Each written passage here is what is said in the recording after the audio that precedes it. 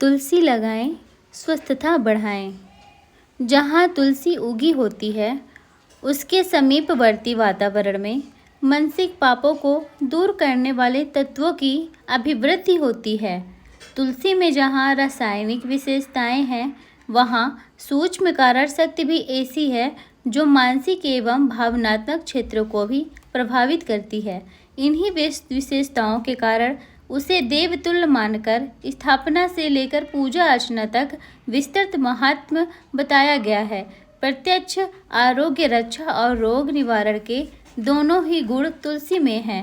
प्रचलित औषधियों में से अधिकांश में मारक गुण अधिक होता है। वे रोग कीटाणुओं के साथ शरीर के संरक्षण कोषों और जीवाणुओं को भी मारती है। शास्त्रकार ने कहा है कि जिस घर में तुलसी का वन है वह घर तीर्थ के समान पवित्र है।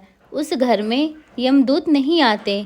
यहाँ यमदूतों का अर्थ जहरीले कीड़े, सर्प, बिच्छू आदि रोग कीटाणु बीमारियों से है। इसी तरह अन्यत्र कहा गया है, तुलसी वृक्ष के चारों ओर 1 कोस अर्थात 2 मील तक की भूमि गंगा जल के समान पवित्र होती है। स्मरण रहे, रोग कीटाणु नाश की गंगा जल में अपूर्व शक्ति है। उसमें कोई कीटाणु जीवित नहीं रह सकता और इसलिए गंगा जल कभी सड़ता नहीं। एक धर्म ग्रंथ में लिखा है, तुलसी की गंधयुक्त हवा जहाँ भी जाती है वहाँ की 10 दिशाएं शीघ्र ही पवित्र हो जाती है और आकाश, पृथ्वी, वायु, जल आदि चारों तत्व उससे शुद्ध हो जाते हैं। पद्म पुराण में तुलसी महात्म्य के संबंध में विस्तार पूर्वक लिखा गया है। उसका कुछ अंश यह है, हे राजन, जिसके घर में तुलसी का वन उपस्थित है वह संपूर्ण घर ही तीर्थ रूप है और वहाँ पर कभी भी यमराज के किंकर नहीं आया करते हैं।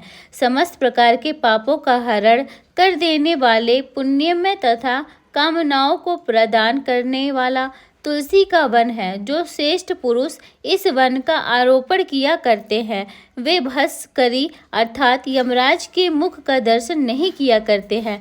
नर्मदा नदी के दर्शन, गंगा का स्नान और तुलसी वन का संसर्ग होना, ये तीनों समान बताए गए हैं, अर्थात तीनों का पुण्य फल समान होता है। तुलसी, इसके रोपण करने से, इस तुलसी का पालन करने से, इसके सींचने से, दर्शन से और केवल स्पर्श से मनुष्यों की वाणी, मन और शरीर में संचित पापों का दाह कर दिया करती है। पुष्कर, प्रभृति तीर्थ, गंगा आदि पुण्य सारिताएं और वासुदेव प्रभृति देव इस तुलसी के दल में स्थित रहा करते हैं। गौरी तंत्र तुलसी महात्म्य में बताया है, तुलसी दल को जल में डालकर जो उस शीत कषाय को पीते हैं वे अनेक रोगों से छुटकारा पाते हैं। पद्म पुराण में लिखा है, अर्थात चंदन की इस तरह तुलसी की मिट्टी या लकड़ी को घिसकर माथे में लगाने से वंश परंपरा के आनुवंशिक रोग भी अच्छे हो जाते हैं। तुलसी के अनेक गुणों का प्रकाश उसके अनेक पर्यायवाची नामों से ही हो जाता है। तुलसी के पत्ते चबाने से मुंह में लार, जो कि अत्यंत पाचक, अग्निवर्धक, भूख बढ़ाने वाला तत्व बढ़ता है, इसलिए उसे सुरसा कहा है। दूषित वायु, रोग और बीमारी को कीटाणु, वायरस रूपी भूत, राक्षस और दैत्यों को मार भगाने के कारण उसे भूताग्नि, अपेत राक्षसी तथा दैत्याग्नि कहते हैं।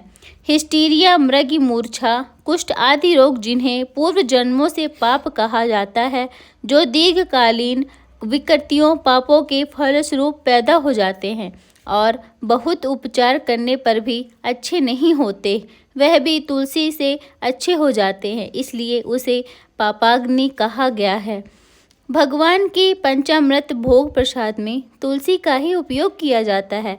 मरते समय तुलसी पत्र मुख में डालते हैं। तुलसी की माला पर किया हुआ जप श्रेष्ठ मानते हैं।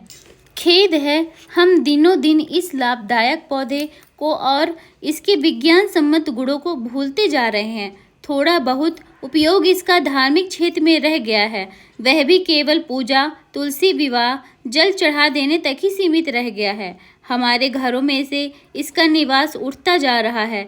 सामान्य बीमारियों में भी हम इस गुणकारी औषधि को छोड़कर डॉक्टरों के पास दौड़े जाते हैं और अपना धन लुटाते हैं। यदि हम थोड़ा बहुत भी ध्यान घर में तुलसी के उपवन लगाने में लगावे और आवश्यकता पड़ने पर इसे ही दवा रूप में लें या दैनिक उपयोग करें तो हमारा शरीर और मन दोनों ही शुद्ध और पुष्ट हो। हमारे घर के आसपास का वातावरण भी शुद्ध, निर्मल और शांतिदायक बने। तुलसी हमारे दैनिक जीवन में बहुत ही उपयोगी है। हमें इसके महत्व को समझकर तुलसी का उत्पादन और उसका उपयोग बढ़ाने का प्रयत्न करना चाहिए।